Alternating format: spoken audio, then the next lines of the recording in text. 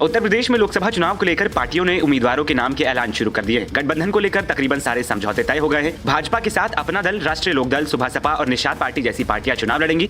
वहीं इंडिया खेमे में सपा और कांग्रेस ही एक साथ हो पाए। बसपा की मायावती ने साफ तौर पर ऐलान कर दिया है कि वो अकेले चुनाव लड़ेंगी। उनके इस फैसले से समाजवादी पार्टी को ज्यादा नुकसान उठाना पड़ सकता है। आजमगढ़ लोकसभा सीट पर बीते साल हुए उपचुनाव में ये साबित भी हो गया था कि मायावती के प्रत्याशी ने सपा को ऐसा नुकसान पहुंचाया कि सुरक्षित सीट और मुलायम परिवार के होते हुए भी धर्मेंद्र यहां से चुनाव हार गए।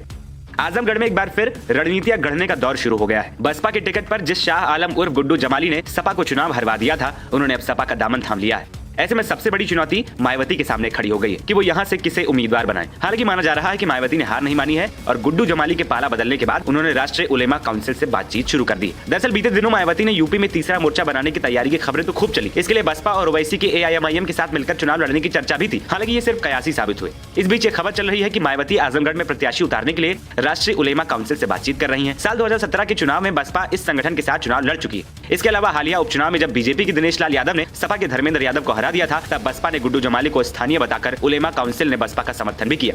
दरअसल बाटला हाउस एनकाउंटर के बाद साल 2008 में राष्ट्रीय उलेमा काउंसिल का गठन किया गया था। साल 2009 में इस पार्टी ने पहली बार 5 सीटों पर चुनाव लड़ा। उसमें 2 लाख से ज्यादा वोट मिले। इसके बाद साल 2012, 17, 22 का विधानसभा चुनाव इस पार्टी ने लड़ा। आजमगढ़ और जौनपुर के कई मुस्लिम बाहुल इलाकों में उलेमा काउंसिल के अच्छे खासे प्रभाव का दावा भी किया जाता है।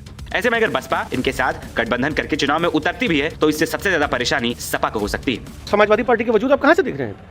तो है कहां, अब तो खत्म ही होने वाला है ना। करें, मजबूती से लड़ेंगे, हम अब की बार प्रयास कर रहे हैं। अब की बात समाप्तवादी पार्टी हो जाएंगे। जैसे वो सपा जो है ना, उसका फुल फॉर्म हो जाएगा समाप्तवादी पार्टी। खत्म, कोई बचेगा ही नहीं, क्योंकि सबने देख लिया ना कि भाई तुम्हारी नीति क्या है, तुम्हारी नीयत क्या है, आप चाहते क्या हो। कोई नहीं रहेगा उनके साथ। और मुझे तो लगता है कि जिस दिन उनको समझ में आएगा, वो खुद भी अपनी पार्टी बंद करेंगे और खुद भी भाजपा के साथ आ जाएंगे। 24 में आजमगढ़ लोकसभा सीट की जीत को लेकर आप कितना आश्वस्त हैं? मैं आखिरी सवाल आपसे। मैं पूरी तरह से एकदम निश्चिंत हूं। उसका कारण यह है कि अखिलेश यादव जी आ रहे हैं लड़ने। अखिलेश यादव को पहले भी मौका मिला था।